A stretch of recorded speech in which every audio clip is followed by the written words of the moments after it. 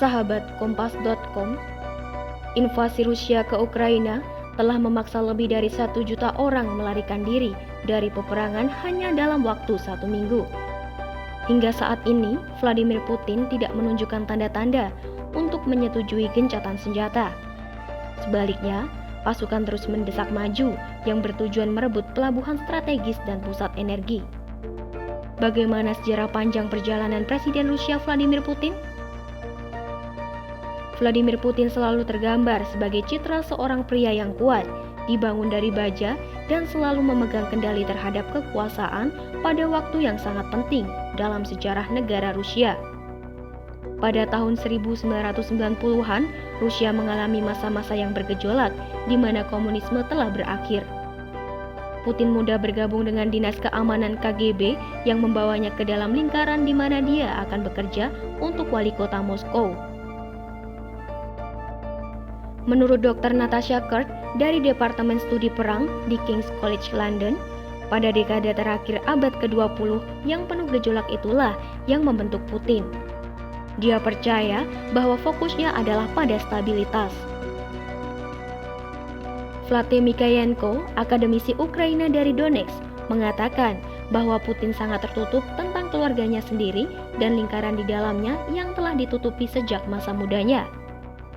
Menurut Mikhayenko, ketika Putin di KGB mengajarinya kehati-hatian dan ketidakpercayaan yang ekstrim.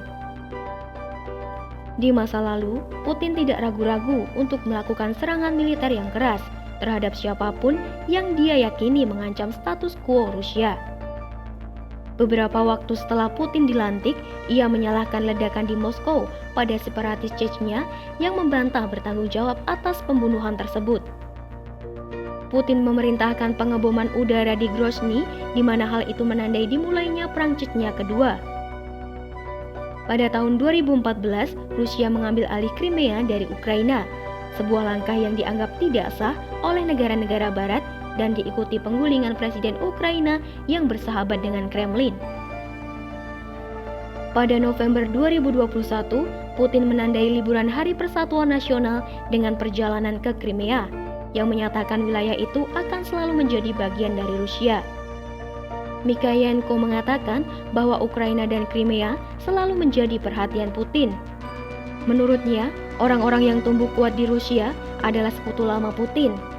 Tetapi, dia mengatakan sulit untuk mengetahui siapa yang dekat dengan pemimpin Rusia sekarang, terutama karena pemimpin telah memberlakukan isolasi sendiri sejak pandemi COVID-19. Baik Mikhayenko atau Kurt tidak percaya bahwa bangsa Rusia secara keseluruhan telah siap untuk invasi Ukraina yang sedang berlangsung. Mereka mengklaim pihak berwenang Rusia menyimpan informasi tentang korban seminimal mungkin dan serangan itu dilihat sebagai operasi terbatas. Kedua akademisi percaya bahwa kontrol media oleh Putin berarti sebagian besar publik Rusia pada umumnya masih akan mendukungnya, terutama orang tua yang hidup melalui Perang Dingin.